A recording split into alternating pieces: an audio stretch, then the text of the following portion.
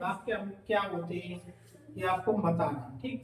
जैसे पहला एग्जांपल मैंने लिख दिया, ए एग्जांपल है गोइंग मार्केट टू इज बीना था, मतलब इसमें हमें कहीं भी कोई भी शब्द उधर उधर लिखा हुआ दिखाई दे रहा है, लेकिन दूसरा वाला जो सेंटेंस है Bina is going to the market, Bina कहाँ जा रही है, बाजार जा रही है। इसमें सीधा सीधा हमारा समझ में आ रहा है कि ये सेंटेंस हमारा हो सकता है।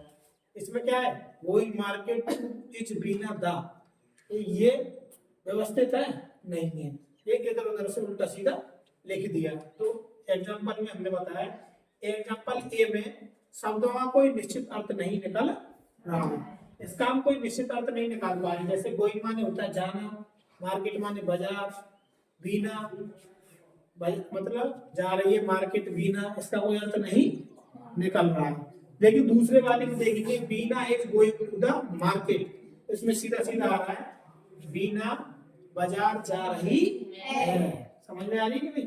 तो इस प्रकार से देखो ए में शब्दों का कोई निश्चित अर्थ नहीं निकल रहा है, जबकि बी में शब्दों के समूह का एक निश्चित अर्थ निकल रहा है, तो ये सेंटेंस होगा। इसी प्रकार हमने दूसरा एग्जांपल भी लिया, जैसे देखो स्वीट द कर्ड इज, दूसरा सेंटेंस है स्वीट द कर्ड इज, मीठा दही, कुछ भी इसका अर्थ निकल के आ रहा है, नहीं आ रहा है। लेकिन इसी प्रकार हमने बी इसको बनाया सही तरीके से, द कर्ड इज स्वीट्स, दही मीठा है, तो ये समझ में आ रहा है कि नहीं आ रहा, इसका सेंस निकल रहा है।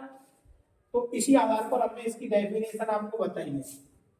क्या होगी definition, a sentence is a group of words that make a complete sense, एक वाक्य जिसके शब्दों का एक निश्चित अर्थ निकलता हो वाक्य कहलाता है।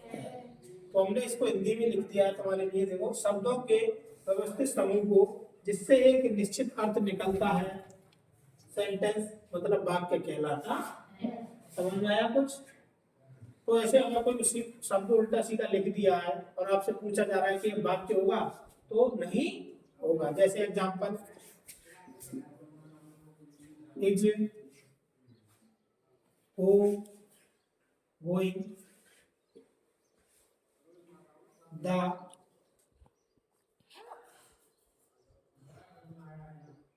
आवर ही, तो इसका कोई अर्थ निकल रहा है, ठीक। तो हम इसका दूसरा जो एग्जांपल बनाएंगे, he is going the hour, इसमें टू भी जोड़ सकते हैं, गोइंग टू द आवर,